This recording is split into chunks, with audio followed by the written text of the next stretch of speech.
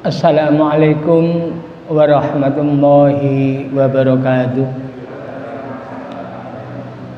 Alhamdulillahilladzi khalaqana fahuwa yahdina walladzi huwa yut'imuna wa yashqina wa idza maridna fahuwa yashfina walladzi yumituna thumma yuhyina والذين نطمع أن يغفر لنا أخطاءنا يوم الدين أشهد أن لا إله إلا الله وحده لا شريك له وأشهد أن محمدا عبده ورسوله اللهم صل على محمد وعلى آله وأصحابه أجمعين أما بعد.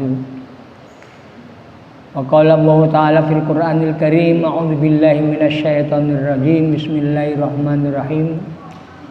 Wasari'u ila maghfiratin mir rabbikum wa jannatin arduhas samawati wal ard u'iddat lil muttaqin alladzina yunfikuna fis sarra'i wadh dharra'i wal kadhimina al ghaidha wal 'afina 'anil nas wallahu yuhibbul muhsinin.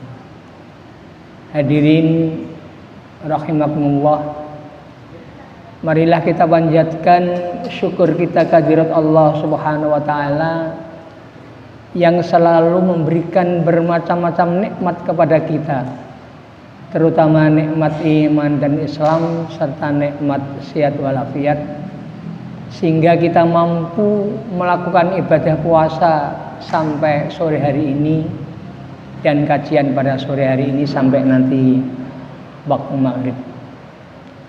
Salawat dan salam semoga tetap terlimpah kepada junjungan kita Nabi Muhammad sallallahu alaihi wasallam yang telah membimbing kita dengan agama Islam, mengeluarkan kita minadz zulumat ilan nur dalam rangka mencapai kehidupan yang sa'adah fid dunya wal akhirah. Hadirin rahimakumullah, hari ini kita telah melakukan puasa yang ke-23.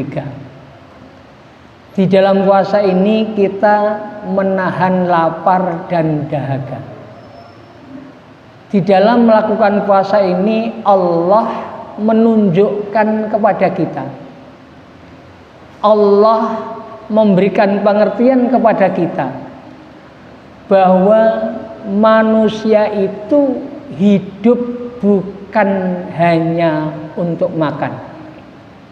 Dengan adanya kita berpuasa tidak makan sejak terbit fajar sampai nanti tenggelamnya matahari, kita tidak makan, tidak minum, sehingga kita mengerti rasa lapar. Kita merasa lapar, dan dengan lapar ini kita tahu bahwa ternyata orang hidup itu tidak hanya untuk makan. Nyatanya orang tidak makan 1 hari 2 hari juga mampu. Anak kecil saja, anak usia SD itu puasa sampai maghrib juga mampu. Ini menunjukkan bahwa hidup itu tidak hanya untuk makan, tetapi makan hanya salah satu sarana untuk mempertahankan hidup. Nah, jadi yang harus kita pahami bahwa makan itu hanya salah satu sarana untuk mempertahankan hidup, bukan hidup untuk makan. Sedangkan kita hidup itu karena kita diperintahkan oleh Allah untuk beribadah kepada Allah Subhanahu wa taala dengan firman-Nya, wa ma khalaqtul jinna wal insa illa liya'budun. Jadi Allah menciptakan jin dan manusia itu hanya untuk beribadah kepada Allah Subhanahu wa taala. Nah, untuk mempertahankan hidup itu kita butuh makan.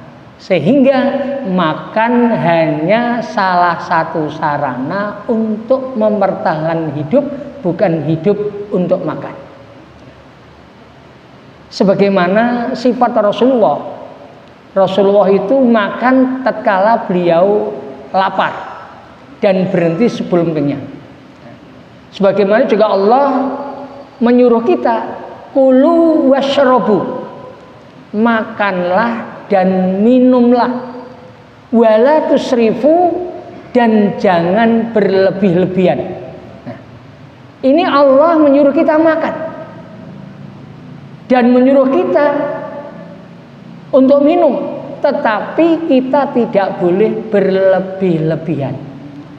Karena sesuatu yang berlebih-lebihan itu akan justru merusak diri kita. Nah, ini. Dan apa yang kita makan itu harus yang dihalalkan oleh Allah Subhanahu wa taala. Di dalam Islam halal itu ada dua macam, ya. Jadi halal secara materinya halal, dan yang kedua halal cara mendapatkannya. Suatu contoh, seseorang makan daging kambing, itu secara matinya halal karena dihalalkan oleh Allah. Tetapi ada sesuatu yang halal, tetapi karena cara mendapatkannya itu tidak dengan jalan yang halal, maka dia bisa menjadi haram. Contoh daging kambing tadi, jika kita mendapatkannya dengan halal, maka halal kita makan. Tetapi daging kambing yang materinya itu halal mestinya, tetapi cara mendapatkannya dengan tidak sah, tidak menggunakan hukum Allah, ya, maka dia menjadi haram. Sesuatu yang haram yang kita makan, yang kita minum, itu akan merusak pada diri kita. Jadi akan merusak. Satu contoh saja di dalam Al-Quran dikatakan, tatkala pada saat itu orang-orang jahiliyah itu masalah minuman keras itu sudah menjadi keharusan bagi mereka, tidak bisa meninggalkan minuman keras. Maka tatkala Allah itu untuk mengharapkan, tidak langsung diharamkan. Yang pertama itu dengan sindiran Allah, mereka bertanya kepadamu tentang minuman keras dan perjudian. Allah mengatakan kul fihima ismun kabirun wa manafi'un linnas wa ismuhuma akbaru min naf'ihima. Jadi pertama Allah hanya menggambarkan bahwa minuman keras itu, sesuatu yang diharamkan ini, itu ada manfaatnya, memang sedikit manfaat, tetapi kerusakannya banyak. Nah, ini maka setelah orang diberitahu demikian, sudah mulai baru Allah yang kedua melarang secara temporer. La taqrabus sholata wa antum sukara. Ini mulai dilarang dengan temporer. Nah, setelah yang ketiga baru dilarang secara qat'i. Nah, sesuatu yang dilarang oleh Allah itu akan mengandung kerusakan-kerusakan. Ini kita lihat bahwa manusia itu kalau ditinjau dari fisiknya itu dengan hewan kalah. Orang itu berlari paling jauh berapa kilo itu sudah ngos-ngosan. Beda dengan kuda, itu larinya berapa? Kalah manusia. Kuat-kuatan dengan kerbau, dengan gajah kalah. Secara fisik manusia itu kalau dibandingkan dengan hewan kalah. Tetapi mengapa Allah itu menjadikan manusia sebagai khalifah di bumi? Karena manusia diberi hidayah akal oleh Allah Subhanahu wa taala. Dengan akal maka manusia bisa menerima agama. Ya ini. Maka tatkala manusia itu meminum minuman yang merusak akalnya, tadi katakan dengan minum minuman yang mabuk, sehingga akalnya tidak berfungsi. Kalau tadi kita ibaratkan manusia dengan hewan itu secara fisik adalah kuat hewan, ya. Tetapi manusia dijadikan khalifah oleh Allah karena mempunyai akal, diberi akal oleh Allah sehingga mampu menerima hidayah agama. Maka tatkala akal itu hilang, tatkala akal hilang, maka manusia lebih hina daripada binatang. Maka di dalam surat Al-A'raf itu lahum qulubul la yafqahuna biha, dan seterusnya. Lebih hina daripada binatang. Nah ini. Jadi sesuatu yang dilarang oleh Allah itu karena mengandung kerusakan-kerusakan. Nah, sekarang bagaimana sesuatu yang aslinya halal tapi cara mendapatkannya dengan jalan yang tidak benar. Contoh, seseorang makan daging kambing, seseorang lagi makan daging kambing. A makan daging kambing, B makan daging kambing. Yang A itu makan daging kambing dengan membeli dengan uang yang halal, tetapi yang B ini makan daging kambing dengan jalan yang tidak halal. Mungkin daging kambingnya mencuri. Nah, ini kalau dilihat dari segi kesehatan mungkin ada Pak Dokter sini bukan? Nah, ini ada. Kalau dilihat dari segi kesehatan sama. Jadi daging kambing itu setelah dimakan oleh orang pengaruhnya dengan daging kambing yang dapatnya mencuri tadi dimakan oleh orang, pengaruhnya sama. Nah, tetapi mengapa? Ini Allah membedakan. Karena daging kambing yang dia dapatkan dengan jalan yang tidak halal tadi, maka akan mempengaruhi pikiran dan akhlaknya. Sekarang kita lihat orang yang mendapatkan uang dengan jalan yang tidak halal, dari pencuri, penggarong, mereka menipu, mereka korupsi dan sebagainya itu, lihat saja mereka akan menghabiskannya itu di tempat-tempat yang tidak benar. Gak ada orang mencuri itu untuk musola, orang mencuri untuk bangun masjid. Banyak kan orang mencuri ya dihabiskannya di tempat perjudian, tempat sabung ayam, tempat pelacuran. Inilah. Jadi kalau secara kesehatan itu pengaruhnya sama. Tetapi mereka yang makan barang yang halal tapi cara mendapatkan dengan yang tidak halal tadi akan berpengaruh pada akhlak dan tindakannya ini. Ini bagus sekali.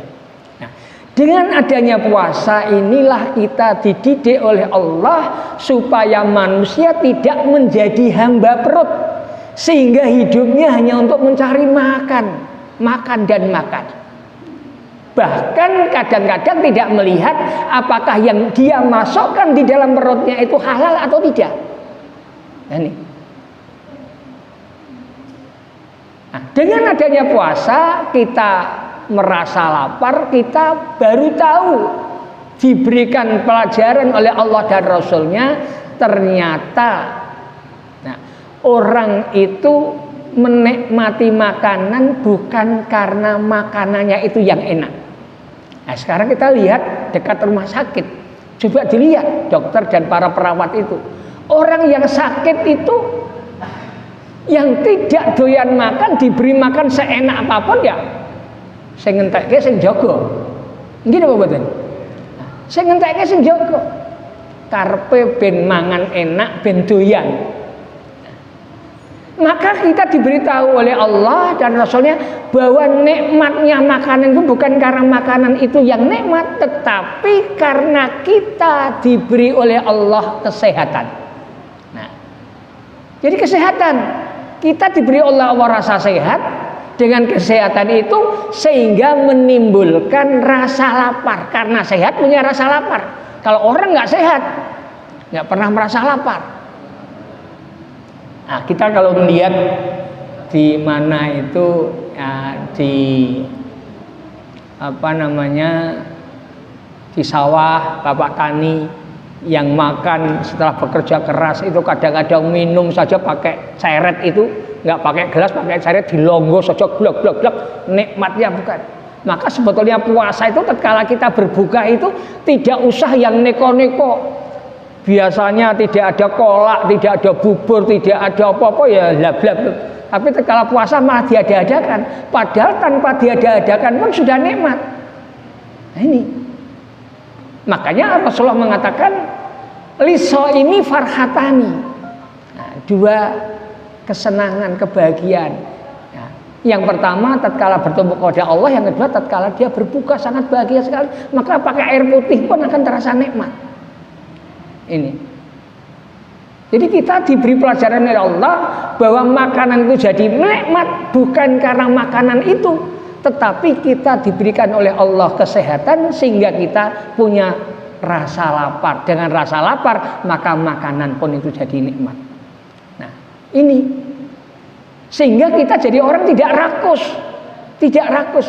Apa yang kita dapat maka kita sisihkan sebagian untuk orang lain. Kita sisihkan. Maka dikatakan tadi Yaitu ciri-ciri orang yang muttaqin penduduk surga itu alladzina yunfikuna fis-sarra wadh-dharra. Karena apa yang dia dapatkan tidak dihabiskan. Ada bagian-bagian yang harus diberikan kepada orang lain, kepada fakir, miskin, ya, kepada sabilillah dan sebagainya ini. Ini kita berikan sana. Karena memang itu haknya. Sehingga tidak menjadi hamba perut. Kita lihat coba di dalam surat Al-Baqarah ayat 249 itu dikatakan tatkala tentaranya Talut itu maju perang untuk menghadapi Jalut, di situ Allah menguji dengan sebuah sungai. Falamma fasala Talutu bil junudi itu. Jadi tatkala tentara Talut akan maju perang melawan Jalut, di situ Allah menguji dengan sebuah sungai. Maka dikatakan barang siapa yang minum dari sungai itu bukan dari golonganku, dan siapa yang tidak minum kecuali hanya secidukan tangan. Nah, itu dihalalkan, tetapi ada caranya. Maka tadi di dalam Islam itu halal, caranya juga halal. Ternyata orang yang minum tanpa aturan tadi, tanpa dengan secidukan tangan, ternyata mereka tidak punya kekuatan sama sekali untuk memperjuangkan agama Allah. Nah, ini Bapak Ibu sekalian, ini kalau orang menjadi hamba perut, tidak melihat halal dan haramnya, apapun pokoknya dilek semua. Ternyata setelah mereka makan yang tidak pakai aturan tadi, la taqata lanal yauma bijaluda wa junudi. Nah, tidak punya kekuatan. Maka Bapak Ibu sekalian, mari kita teliti, kita dan saudara-saudara kita coba. Kita lihat orang yang mereka memakan harta yang bukan haknya, yang melanggar ajaran Allah, pasti tidak akan mampu untuk memperjuangkan tegaknya hukum Allah. Ini pasti. Contohnya yang gampang saja Bapak Ibu sekalian, ini contoh yang gampang. Umpamanya saya itu dijadikan katakanlah kepala keamanan suatu tempat. Di situ saya harus melarang perjudian, saya harus melarang judi ayam, sabung ayam dan sebagainya. Tatkala ada perjudian, itu mestinya saya melarang. Tetapi tatkala orang yang berjudi itu memberikan upeti kepada saya, ayo urunan membayar ke Pak Ali, ben ora arik. Kira-kira kalau saya makan dari uang itu, kira-kira saya berani nggak untuk membubarkan perjudian itu? Nggak akan berani. Sehingga yang gampang, kalau orang untuk meraih katakanlah jabatan, entah itu jadi bupati, jadi presiden, jadi gubernur, kalau dia meraihnya kedudukan itu dengan dibiayai orang lain, nah ada yang biayai, pasti kalau dia sudah jadi akan balas budi. Nah, inilah. Maka kita diingatkan oleh Allah, diberi pelajaran Allah dengan adanya puasa ini, kita diberi pelajaran bahwa makan itu hanya sebagai sarana untuk mempertahankan hidup, bukan hidup hanya untuk makan. Maka kita mencari rizki yang halal, dan apa yang kita dapatkan kita kembalikan kepada Allah dan kita berikan kepada orang lain. Ini yang pertama, sehingga orang itu akan, yaitu yunfikuna fis-sarra'i wadh-dharra, dia akan mengeluarkan apa yang telah diberikan Allah kepada mereka di saat dia dalam keadaan lapang maupun sempit. Ini yang pertama. Yang kedua, wal kadhiminal ghaidh, yaitu orang yang kuat. Lah, kuat di sini apa? Disebutkan Rasulullah, laisal qawiyyu bisur'ah. Tidaklah orang yang kuat itu orang yang menang di dalam bertempur atau di dalam bertengkar, tetapi orang yang kuat adalah, kata Rasulullah, walakinnal qawiyyu man yamliku nafsahu indal ghadab. Jadi orang yang kuat itu adalah orang yang mampu menahan amarahnya tatkala dia marah. Nah, ini. Maka kemarin cara kita menahan amarah yang pertama yang diberikan Rasulullah, Karena memang mengapa Pak kita harus bisa menahan amarah? Karena manusia itu diciptakan Allah sebagai makhluk sosial. Sebagaimana dikatakan khuliqal insan al insanu madaniyun bitabai, bahwa manusia itu diciptakan secara berkelompok, makhluk sosial yang hidupnya akan selalu bergerombol dan berkelompok, selalu membutuhkan orang lain dan dibutuhkan orang lain. Maka kadang-kadang terjadi benturan-benturan kepentingan. Terjadi benturan kepentingan.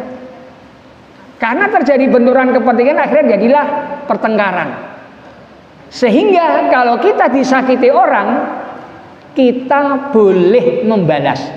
Ini sudah saya katakan kemarin pada saat tarawih sini. Jadi kalau orang Yahudi itu kalau disakiti, maka dia akan membalas lebih kejam. Tetapi di dalam agama lain dikatakan, jika kamu dipukul pipi kananmu, maka berikan pipi kirimu. Nah, tapi kalau Islam tidak. Islam itu adalah agama yang membawa keseimbangan, agama yang mempertahankan keadilan. Sehingga kalau ada seseorang disakiti, maka dia boleh membalas menyakiti, asalkan tidak melebihi. Nah ini. Wa jazaa'u sayyi'atin sayyi'atun misluha. Tetapi kata Allah, wa man afa, barang siapa yang memaafkan wa aslaha dan memberikan islah. Nah, ini barang siapa yang memaafkan dan memberikan islah, maka dia mendapatkan pahala dari Allah Subhanahu wa taala. Faman afa wa aslaha fa ajruhu 'ala Allah. Nah ini. Nah, sekarang bagaimana cara kita itu untuk menahan marah? Rasulullah memberikan jalan kepada kita. Yang pertama adalah sabda Rasulullah, idza ghadiba ahadukum wa huwa qaimun falyajlis. Ini Bapak Ibu sekalian, cara kita untuk menahan marah. Apabila seorang di antara kamu itu marah dan dia dalam keadaan berdiri, maka hendaklah duduk. Nah, ini diriwayatkan dari Imam Ahmad dari Abu Dzar. Suatu saat Abu Dzar sedang mengairi kolamnya. Jadi Abu Dzar sedang mengairi kolamnya, lalu datang satu kaum, dan kaum itu dia mengatakan, siapa yang berani mendekati Abu Dzar dan memukul kepalanya? Lalu ada orang yang mengatakan, saya berani. Lalu dia mendekati Abu Dzar dan memukulnya. Pada saat Abu Dzar itu dipukul, Abu Dzar justru duduk. Setelah dia duduk beberapa saat, lalu dia berbaring.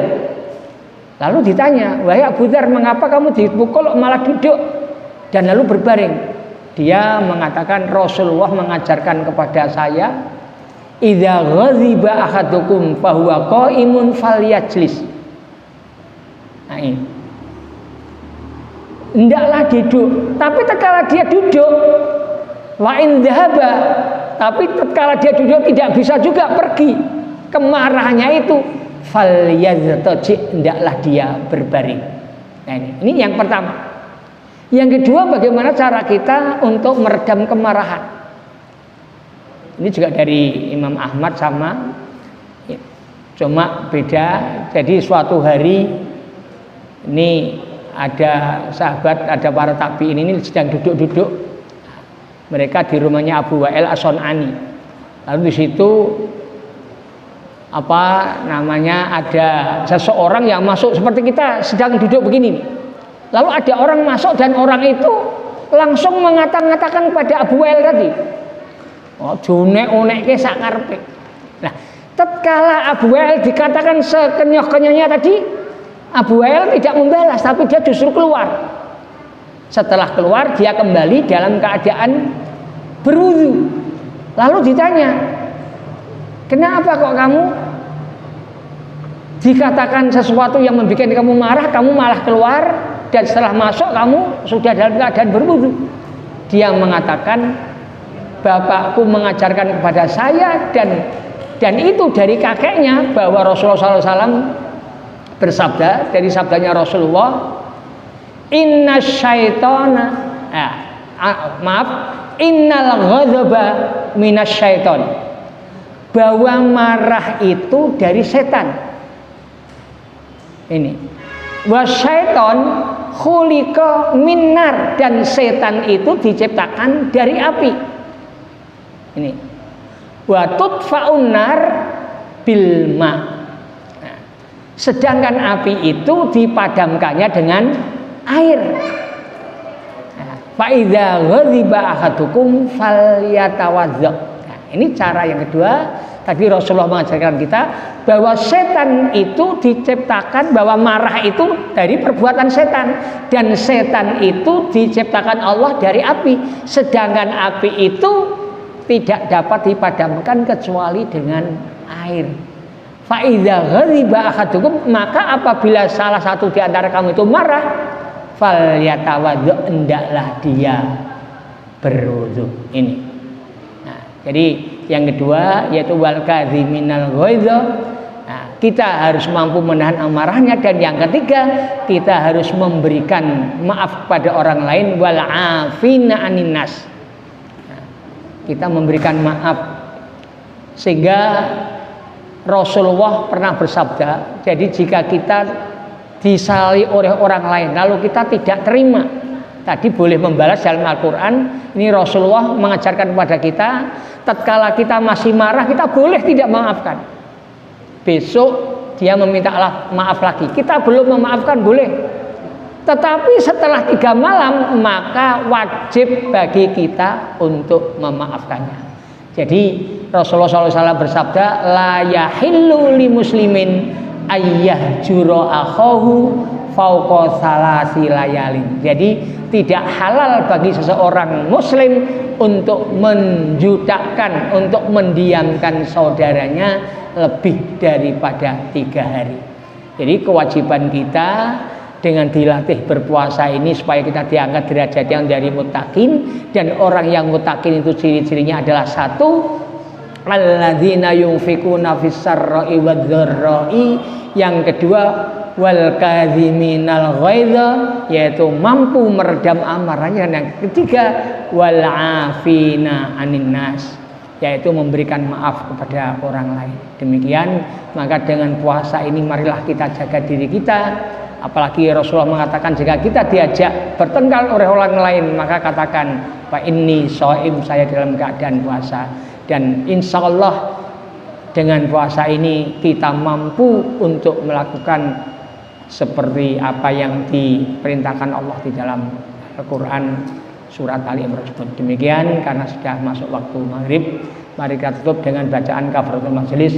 Subhanakallahumma wa bihamdika asyhadu an la ilaha illa anta astaghfiruka wa atubu ilaik. Mohon maaf atas segala kekurangan. Wassalamualaikum warahmatullahi wabarakatuh.